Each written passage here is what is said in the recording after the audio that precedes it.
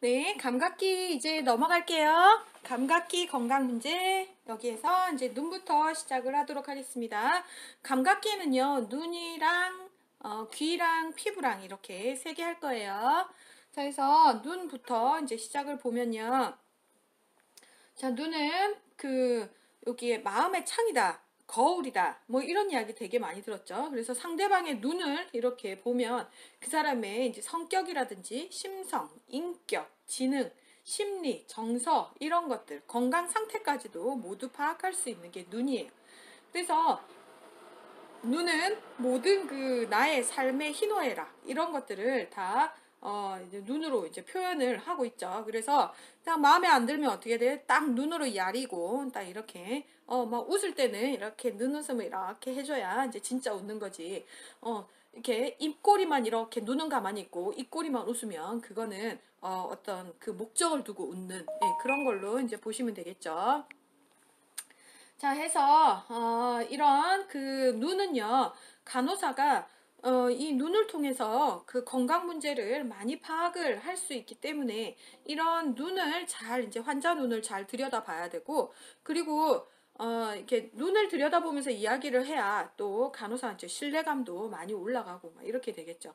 자, 그리고 이제 환자가 만약에 시각장애자다, 뭐 이런, 아니면 뭐 시각에 좀 문제가 있다, 이거 되면 그런 질환 이외에도 환자를 좀 더 이제 케어를 해야 하는 부분들도 더 있겠습니다. 그래서 이 눈은 태아기 때 있잖아요. 태아기 때 이 뇌에서 일부분이 이렇게 눈으로 이렇게 발생이 변형이 되면서 이제 발생이 되는 거라 뇌와 굉장히 밀접한 기관이라고 할 수 있겠어요. 그래서 이 눈은 또 정보 처리를 계속 하잖아요. 그래서 우리가 모르고 있지만 눈으로 이렇게 계속 눈 뜨고 이렇게 밖에를 계속 보고 있으면 머리에서 계속 정보 처리를 하고 있는 거예요. 그러니까 눈도 피곤하지만 머리도 피곤한 거예요.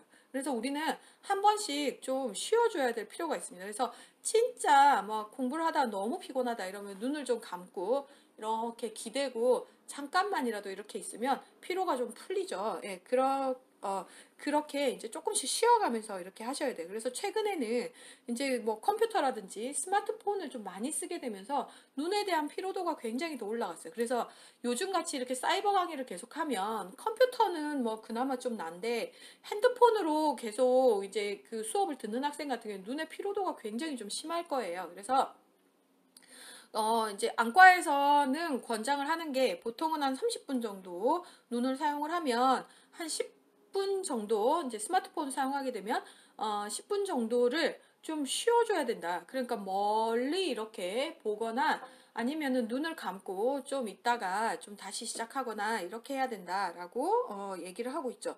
그리고 요즘 아가들 같은 경우에는 눈을 굉장히 좀 많이 그 스마트폰에 혹사를 당하고 있죠. 기저귀 떼기 전부터 뭘 해요? 스마트폰을 보고 태블릿 PC를 계속 보고 이렇게 되잖아요. 그래서 아기들 같은 경우에 눈의 발달이 이루어져야 하는데 이게 스마트폰을 계속 보고 막 이렇게 되면서 이렇게 눈이 있잖아요. 눈에 이 근육 발달 뭐 이런 것들, 그다음에 눈 자체의 발달 이런 것들이 좀 안 되면서 이 안경 끼는 아이들이 굉장히 좀 많아졌어요. 그래서 이 눈의 발달이 거의 멈춰지는 초등학생이 넘어가게 되면 스마트폰을 사용하는 게 권장이 되고 있습니다만 IT 시대에 이거는 거의 좀 불가능한 이야기처럼 됐잖아요. 그러니까 어떤 시간 제한을 좀 둔다든지 아니면은 쓸 때 너무 코앞에 두지 말고 이렇게 바른 자세로 해서 약간 떨어뜨려 놓고 이렇게 한다든지 그리고 시간 배정하고 이제 휴식 시간 이런 것들을 잘 지켜가면서 이렇게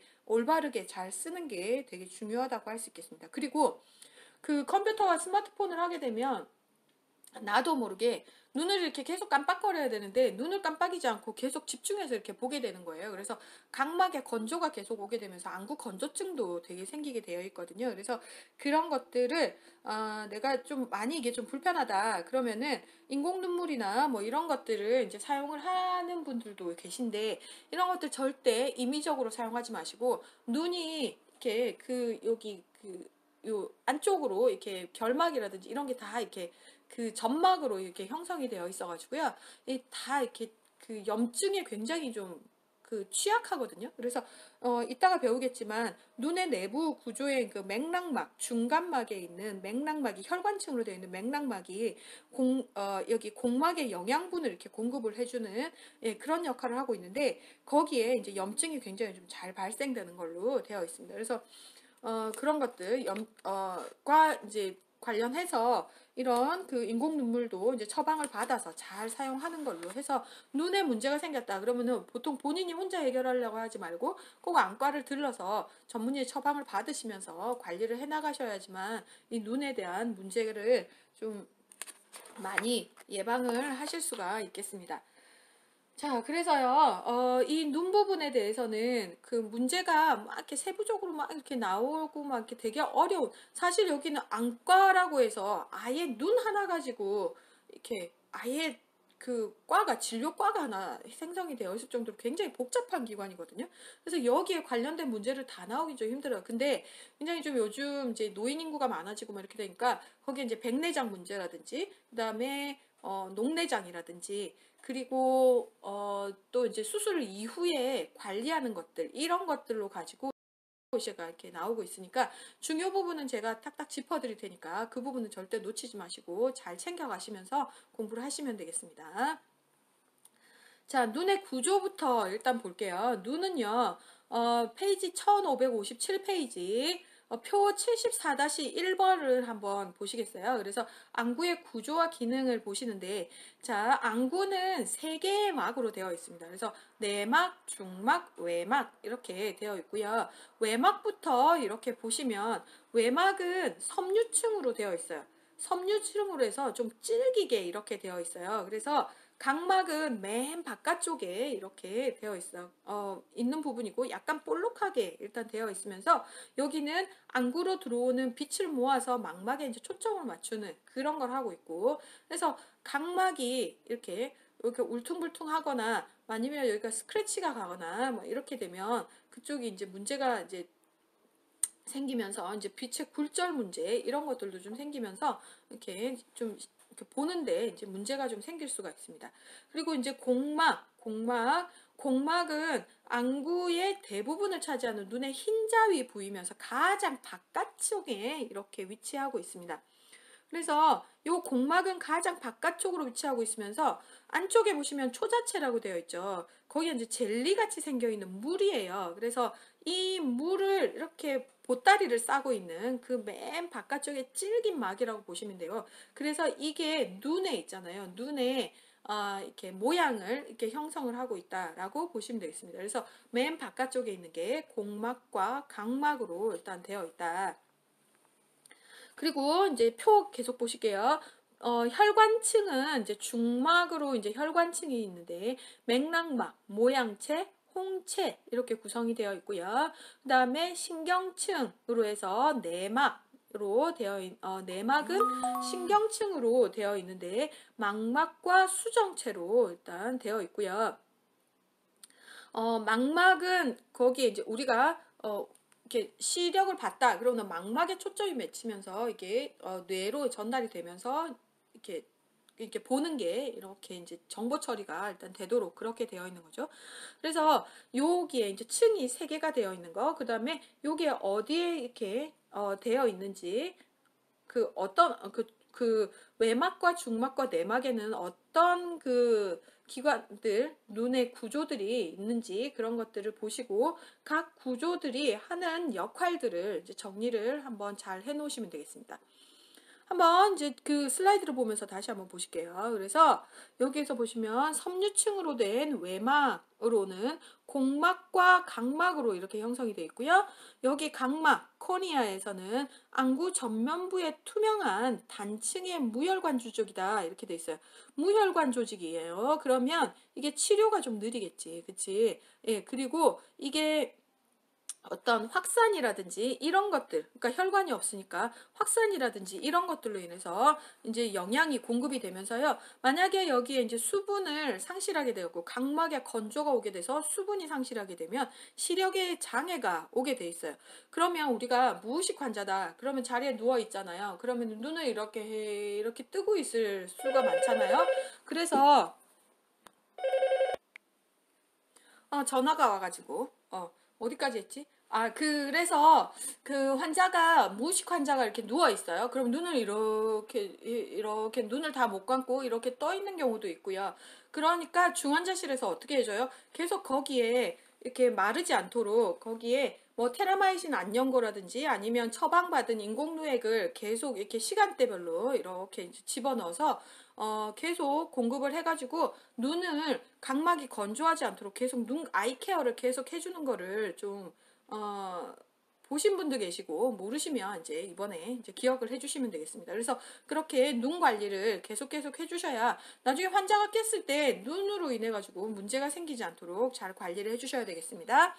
자, 공막은 안구 후면부에 싸고 있는 섬유막이잖아요. 그래서 눈에 이렇게 흰 자위를 보이는데 눈에 흰자위이기 때문에 여기는 이제 혈관이라든지 뭐 이런 것들이 이제 많이 있으면서 그러니까 상공막에 이제 혈관, 맥락막의 혈관망에 의해서 영양 공급을 이제 받게 되는데요. 피곤하게 되면 여기가 이렇게 핏발이 이렇게 서가지고 이렇게 뻘개지는 걸 좀 볼 수가 있을 거예요. 자, 여기에 이제 염증이 공막에 염증이 생기잖아요. 그러면 굉장히 좀 심하게 통증을 많이 느끼는 것으로 되어 있습니다. 자, 외막의 그 각막에 대한 각막 반사는 제5신경, 운동신경은 제7 뇌신경에 이제 영향을 받게 된다 돼 있죠. 자, 우리 제5 뇌신경은 무슨 신경일까요? 해볼까요? 후시동활 3. 3차 신경 맞나요? 네, 3차 신경이죠. 제7 뇌신경은 무슨 신경이에요? 우리 얼마 전에 공부했죠?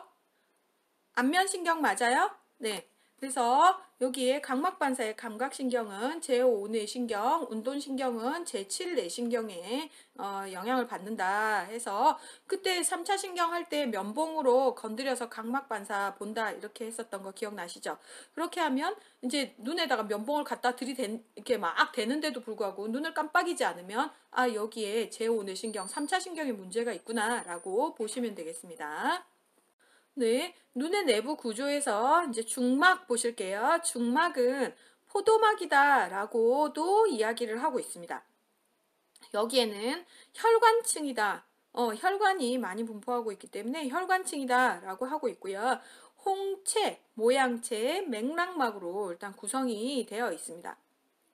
그래서 홍채는 각막과 수정체 사이에 위치를 이제 하고 있고요. 수정체 앞쪽에 이렇게 위치하고 있으면서 멜라닌 세포가 분포를 해서 눈 색깔을 나타내고 있어요. 그래서 우리 눈을 들여다보면 좀 밝은 갈색인 사람도 있고 좀 진한 갈색인 사람도 있고 서양 사람들을 보면 녹색 눈도 있고 푸른색 눈도 있고요. 예, 그래서 회색 눈도 있고 여러 색깔들을 많이 보이고 있잖아요. 이게 무슨 색깔? 눈의 색깔은 홍채 색깔이다. 이렇게 보시면 되겠고 홍채는 이게 조리개의 역할을 하고 있어요. 그래서 동공의 크기를 이제 조절을 하고 있는 거예요. 네, 조리개의 역할을 이제 하는 거는 여기 보시면 이제 동공관략근과 동공산대근의 영향으로 일단 하게 되는데 우리가 어두운 데로 들어가면 좀 더 보기 위해서 빛을 더 많이 받으려고 동공이 확대가 되죠. 그죠? 그리고 햇빛에 쨍쨍한 데 이렇게 나가면 이제 동공이 축소가 되는 거를 좀 보실 수가 있는데 자, 동공은요. 그 동공을 조절하는 그 동공의 크기를 조절하는 게 동공관략근과 동공산대근이에요. 그래서 이렇게 보시면 동공이 이렇게 있으면 여기에 동공관략근은 퓨필이 이렇게 동공이 이렇게 있으면 요 가생이에 이렇게 동글동글 이렇게 생겨 있는 게 동공관략근입니다. 동공관략근이고요. 동공산대근은 이렇게 방사형으로 이렇게 근육이 되어 있어요. 그래서 이 동공관략근이 부교감 신경에 영향을 받아서 이게 꽉 쫀다 이러면 우리가 여기 보면 관략근이 왜 엉덩이에 똥꼬도 관략근이잖아요. 이렇게 딱 힘을 딱 주게 되면 어떻게 돼요? 얘가 확 쪼그라들죠. 이렇게 빡 쪼그라들면요. 얘가 쪼그라들면 동공이 이렇게 축소가 돼요. 네, 요거는 이제 부교감 신경의 지배를 이제 받아서 이렇게 되고요. 자, 교감 신경의 지배를 받거나 아니면 여기 또 그 빛이 이렇게 좀 많이 들어왔다. 이렇게 되면 아니 어두운 데를 갔다. 이렇게 되면 이렇게 동공이 확 열리잖아요. 싸우려고 야씨 딱 이렇게 하면 동공이 이렇게 정보를 많이 흡수를 해야 되기 때문에 이렇게 막 이렇게 되는데 그때는 이 동공산대근이 이렇게 딱 수축을 하게 되면 동공이 여기가 확 이렇게 열립니다. 네, 그래서 동공이 이제 확대가 되는 거 이렇게 보시면 되겠고 요게 보시면 이게 보시면요. 이제 산동과 축동 이렇게 얘기가 나오고 있죠. 그래서 산동제라는 이야기를 되게 많이 들어보셨을 거예요. 우리가 눈에 검진을 하겠다. 그러면 눈이 이렇게 딱 쪼그라져 있으면 잘 안 보이잖아요. 이렇게 확대를 시켜보면 이 안쪽으로 이렇게 봤을 때 눈 안쪽으로 이렇게 다 보이는 거예요. 이게 다 열려 있어야지 다 보이는 거잖아요. 그쵸?